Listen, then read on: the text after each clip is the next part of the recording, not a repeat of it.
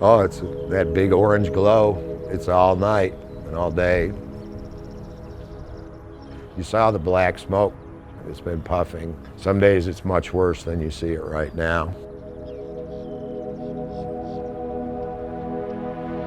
I've sat in this blind with all of my kids, my wife, for years and years and years. And you get to be part of the outdoors away from all the noise.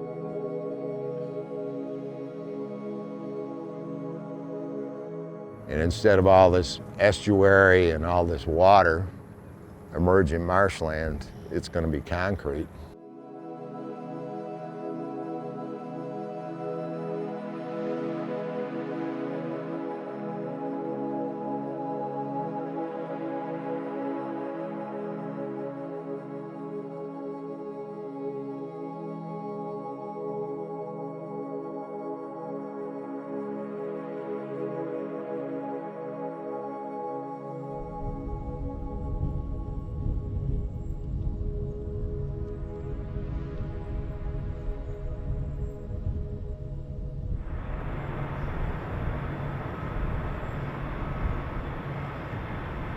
We have different types of control mechanisms in place to control our emissions.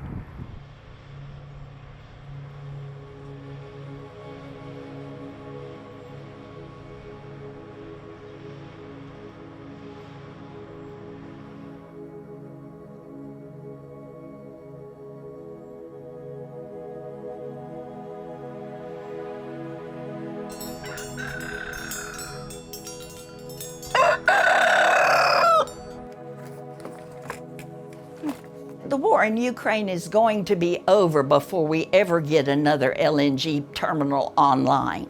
I mean, that's just, it's like, oh, we need more energy now and we're going to use LNG to do it. That's a farce. The dollar impact is so huge, the environmental impact is relatively minor. And so I cannot think of one person that's ever picked up the phone and called me and said, hey, fight that thing because of the environment.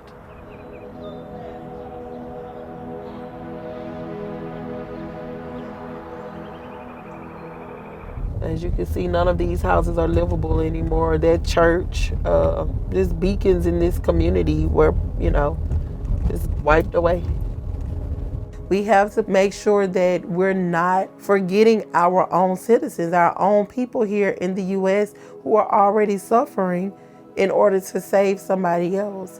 It's just a gutted house.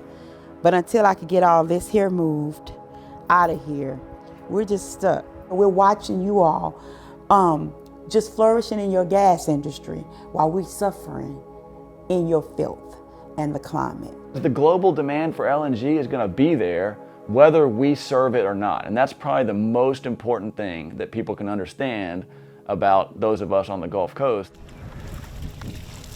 That's a straight mullet. How many of these are we going to build? I mean, how much is enough? How much is enough LNG going out? They would never do this in the coast of New Jersey or California or, you know, the East Coast or West Coast of Florida. This just wouldn't be happening there. It'll be a monument to short-term planning and the short-term money. Let's make it, and then we'll go on to the next thing.